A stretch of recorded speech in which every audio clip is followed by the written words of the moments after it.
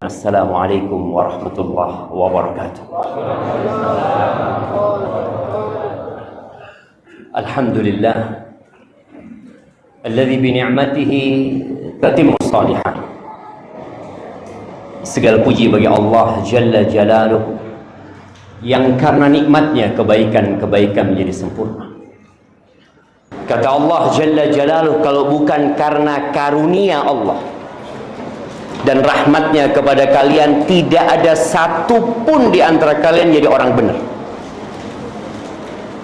Artinya tatkala kita bisa melaksanakan sholat, tatkala kita bisa berzikir, berdoa, bermunajat kepada Allah Azza wa Jalla, itu karunia yang agung yang banyak di antara kita kurang menghargai. Maka kenapa iman itu kadangkala turun drastis dan menyebabkan sebagian terjerumus ke dalam dosa? Karena kita kurang mensyukuri nikmat hidayah yang Allah berikan kepada kita. Allahumma salli wa sallim wa zid wa barik wa an'im ala abdika wa rasulika sayyidina wa maulana wa habibina wa syafi'ina Muhammad wa ala alihi wa ashabihi wa man tabi'ahum bi ihsanin ila yaumiddin. Ya Allah, semoga salawat dan salam, berkah dan nikmat senantiasa Engkau curahkan untuk hamba kekasih-Mu, untuk baginda Nabi kita Muhammad alaihi salatu wassalam, yang kita semua tidak akan pernah selamat kecuali kalau kita berada di belakang Nabi kita alaihi salatu wassalam. Kelak tatkala orang-orang di padang mahsyar sudah meniti sirat yang berada di atas neraka jahanam, lalu mereka ditahan di atas qantarah. Qantarah itu ujungnya neraka jahanam, ujungnya sirat yang menuju ke pintu surga. Mereka ditahan di sana untuk menyelesaikan kisos di antara orang-orang yang masuk surga, tapi masih ada sedikit masalah di antara mereka. Kemudian mereka bersegera menuju ke pintu surga. Tapi subhanallah, pintu surga itu tertutup.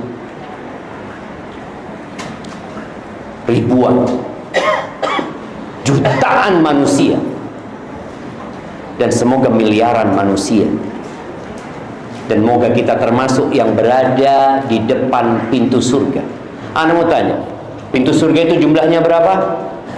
8. Siapa yang tahu lebarnya pintu surga?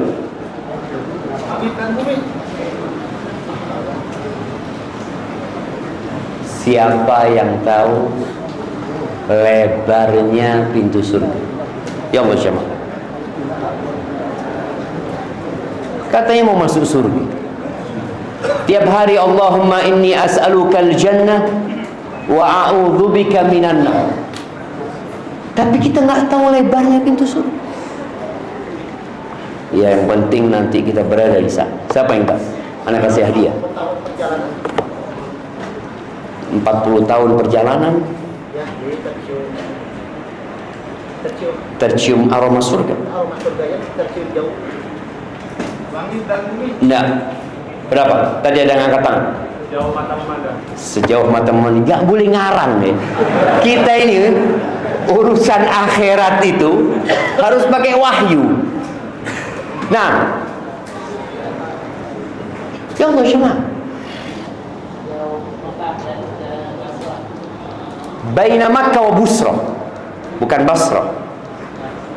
Nah, Makkah wa Busra, atau baina Makkah wa Hajar. Nah, kasihkan hadiahnya kepada yang jawab belakang itu.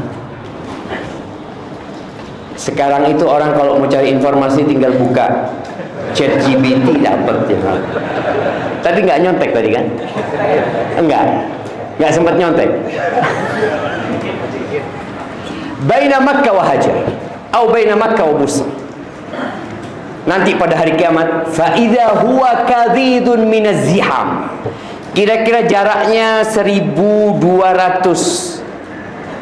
kilometer lebarnya pintu surga, dan kelak akan penuh sesak orang di depan sana. Kenapa mereka berdesak-desakan? Karena belum dibuka pintu itu. Siapa yang mereka tunggu? Nabi kita Muhammad sallallahu alaihi wasallam. Maka pastikan antum ada di belakang Rasul sallallahu alaihi wasallam. Fa akhadtu bi halaqatil bab. Ketika Nabi datang, jalan terbuka buat beliau. Jadi gerbang surga itu ada alat ketoknya, seperti besi yang bulat. Halaqatul bab. Kita mungkin pernah lihat pintu-pintu gerbang yang besar-besar ya. Ada semacam cincin untuk alat ketuk. Kata Nabi SAW, fa'akhadtu bihalaqatil bab fa'uqaqi'uha. Aku ketuk pintu surga. Tahu-tahu di dalam surga ada yang bersuara mengatakan, man? Siapa ini ketuk-ketuk pintu surga? Kita lihat ya, bagaimana tawadhu'nya Nabi kita Muhammad sallallahu alaihi wasallam. Beliau mengatakan, Muhammad sallallahu alaihi wasallam. Apa kata malaikat yang di balik pintu itu? Aku diperintahkan untuk tidak membukakan pintu ini kecuali buat engkau. Maka semoga Allah membangkitkan kita kelak di zumrahnya Nabi kita Muhammad alaihi salatu wassalam, dan kita bisa minum di telaga Nabi alaihi salatu wassalam min yadihi syarifah sallallahu alaihi wasallam. Jamaah rahimakumullah, kenapa kita datang kajian? Kenapa kita datang menuntut ilmu? Menuntut ilmu itu ibadatus sir, ibadah yang rahasia, yang tidak terlihat. Kalau orang baca Quran, kelihatan dia sedang baca Quran. Orang sedang sholat, oh kelihatan dia sedang ruku, dia sedang sujud. Orang yang berangkat umroh nampak dengan baju ihramnya, dia tawaf, rommel ketika 3 putaran pertama di hadapan Ka'bah. Dia sa'i di antara Safa dan Marwah. Orang yang berangkat haji, terlihat sekali dia berada di padang Arafah. Kemudian dia mabit di Muzdalifah. Lalu dia melanjutkan perjalanan menuju ke Mina. Lalu dia lempar jamarat. Allahu Akbar, Allahu Akbar, terlihat. Tapi ketika seorang menuntut ilmu, nggak ngapa-ngapain dia. Maka sebagian orang berpikir bahwa menuntut ilmu bukan ibadah. Hadhihi ibadah. Bahkan kata Imam Ahmad, talabul ilmi la ya'diluhu syai'. Belajar menuntut ilmu itu adalah ibadah yang tidak dapat ditandingi dengan ibadah lainnya. Idza sahhatin niyah, asalkan niatnya benar. Oke, pertanyaannya, niat yang benar ketika datang menuntut ilmu itu seperti apa? Siapa yang mau jawab? Kalau ikhlas jelas. Nah, ikhlas jelas. Tapi apa niatnya? Mengangkat kebodohan dari diri. Barakallahu fikum. Ana kasih hadiah yang besar buat antum. Mengangkat, kita ini nggak tahu apa-apa. Wallahu akhrajakum min butuni ummahatikum la ta'lamuna syai'an. Kita keluar dari perut ibunda kita nggak ngerti apa-apa kita ini. Tanpa belajar ya nggak bisa kita dapat ilmu. Kata Nabi alaihi salatu wassalam, innamal ilmu bitta'allumi wa innamal hilmu bittahallumi. Orang mau dapat ilmu ya harus belajar. Dan kalau kita lihat seorang ketika mengangkat kebodohan dari dirinya, dia jadi tahu. Kenapa kita melihat di masyarakat kita banyak orang yang durhaka sama orang tuanya mungkin. Tidak sedikit kakak yang memutuskan silaturahim dengan adiknya gara-gara warisan. Tidak sedikit paman yang tidak bertegur sapa dengan keponakannya gara-gara harta. Ketika orang itu tidak mengerti bahwa la yadkhulul jannah qati', nggak masuk surga orang yang memutuskan rahim. Engkau mau berangkat haji, engkau mau berangkat umroh, engkau banyak bersedekah, engkau diancam neraka, nggak masuk surga engkau. Sebuah ancaman yang kalau orang itu tahu akan sadar, makanya perlu belajar. Masjid ini dekat pasar. Tadi yang dengar dari Ami Khamis, masjid ini ahabbul biqa ilallah. Tempat yang paling dicintai Allah itu apa? Masjid. Dan tempat yang paling dibenci sama Allah apa? Pasar. Kenapa masih banyak orang yang transaksi riba? Transaksi riba. Muslim di depan mata, tiap hari dia bawa kitab. Apa namanya orang yang bawa kitab kalau pagi hari? Datang ke toko-toko. Bang apa? Bang keliling sih namanya. Bang keliling. Muslim yang melakukan. Loh, kenapa dia lakukan itu? Padahal Allah dengan jelas mengatakan wa ahallallahu al-bai'a wa harrama riba. Allah menghalalkan jual beli dan Allah mengharamkan riba. Bagaimana Nabi kita alaihi salatu wasallam melaknat akil riba wa mukilahu wa katibahu wa syahidai. Kesian kita tatkala melihat orang-orang yang berada di dekat masjid tapi dia melakukan riba. Ini tugas besar. Bagaimana seorang muslim amar ma'ruf nahi munkar. Makanya perlu menuntut ilmu. Dan orang yang takut kepada Allah dari semua manusia yang ada, siapa? Al-ulama. Innama yakhshallaha min ibadihi al-ulama. Yang takut kepada Allah Azza wa Jalla dari hamba-hambanya itu orang-orang yang punya ilmu. Abu Bakar Siddiq radhiyallahu ta'ala anhu, a'lamus sahabat, sahabat yang paling berilmu. Suatu hari Abu Bakar ini lapar.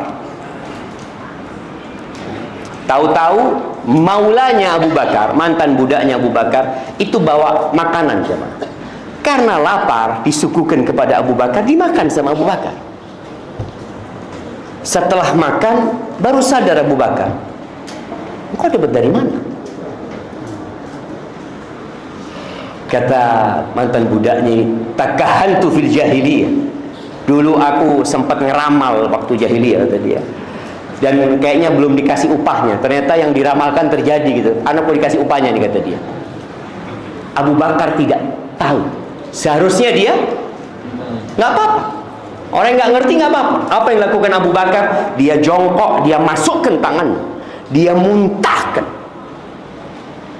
Atud'imuni suhtan, kok kasih aku makanan yang haram, kata dia. Abu Bakar mengatakan Rasul sallallahu alaihi wasallam bersabda, "Ma nabata lahmun min suhtin illa wan naru aula bih." Tidak ada daging yang tumbuh dari harta yang haram melainkan neraka lebih pantas buat dia. Kenapa Abu Bakar sampai memuntahkan? Takut dia. Apa yang menyebabkan takut? Ilmu.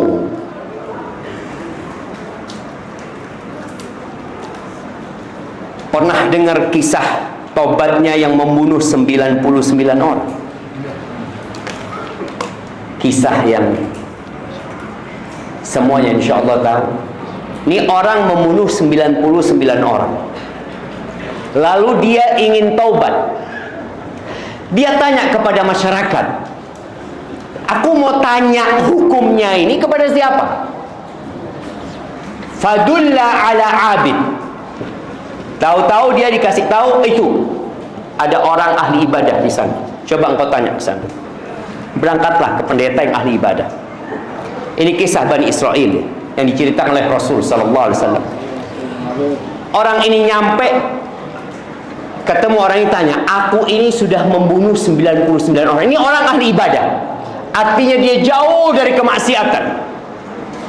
Hidupnya dia antara zikir, membaca kitab yang Allah turunkan kepada nabi mereka. Lalu orang itu tanya, engkau membunuh 99 orang, engkau mau tobat? Nggak ada, kata dia. Apa kata orang ini? Ya, kalau nggak ada tobat, buat apa aku hidup jadi orang baik? Bunuh aja.